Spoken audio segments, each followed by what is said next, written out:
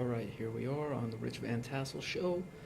Also doing the recordings for my YouTube channel as well, the Rich Van Tassel channel. As usual, going to break down last night's Thursday night football game, then move right into it, giving you the picks for this weekend's Sunday night or Sunday games. Last night, the Jacksonville Jaguars defeated the Titans 19-13. The Jaguars improved to 4-6 with that victory. Tennessee drops to 2-8. Now we predicted the game 31-17. I was expecting a bit more from Jacksonville's offense. They came on a little bit later in the game, so I think that their offense was playing well. Towards the end of the game, just didn't have the success I would have expected early on in the game. But into the box score, Marcus Mariota was 22 of 35, 231 yards, no touchdowns, no interceptions. Running the ball, Antonio Andrews, 15 for 78. That's 5.2 yards per carry. Marcus Mariota did run 5 times for 29 yards, just shy of 6 yards per carry. He had a touchdown running the ball. Altogether, 26 for 104, which is exactly 4 yards per carry. As we predicted, and it's not surprising, Delaney Walker was the top wide receiver for the Titans. He is Marcus Mariota's favorite target, the tight end. He had 8 receptions for 109 yards. Dorial Green-Beckham, 3 for 40, so not much in the passing game. Tennessee fumbled once. It was Philip Supernaw, and it was lost. They also had a recovery on the other end. Did have 4 sacks of Blake Bortles, so that is impressive. Zach Brown did have an interception. Nothing really of note in the return game for the Jaguars. Blake Bortles was 21 of 30, 242 yards, 1 touchdown, 1 interception. Brian Walters threw a pass. It was incomplete. T.J. Yeldon, not a great game, serviceable game, but the rookie's got to be better. 14 carries, 54 yards.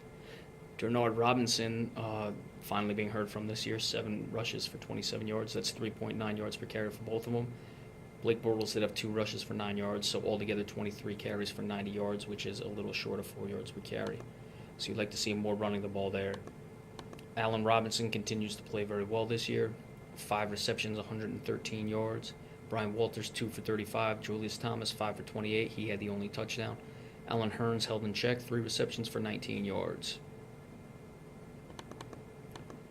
Blake Bortles did fumble and was lost. Devon House recovered the fumble of Tennessee.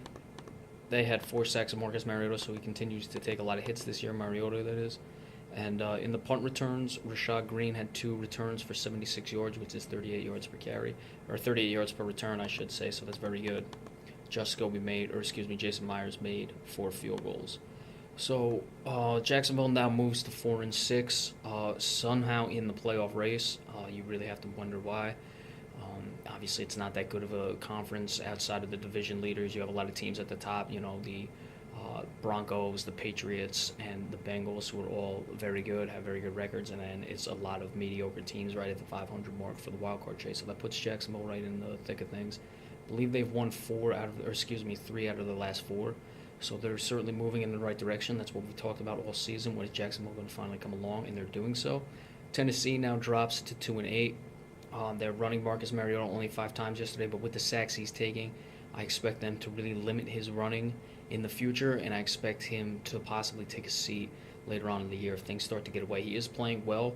I do think that the only way a quarterback can learn is through playing, but you also don't want him taking too many hits. He has played enough this season to get his feet wet, so I'd expect to see him come out and, you never know. They might keep him in. He is their top overall pick, the 2nd overall pick in the draft, so they might leave him in there just for the box office, but I would expect to see him sit down later in the season, but I'm not the coach of the Titans, so that will remain to be seen.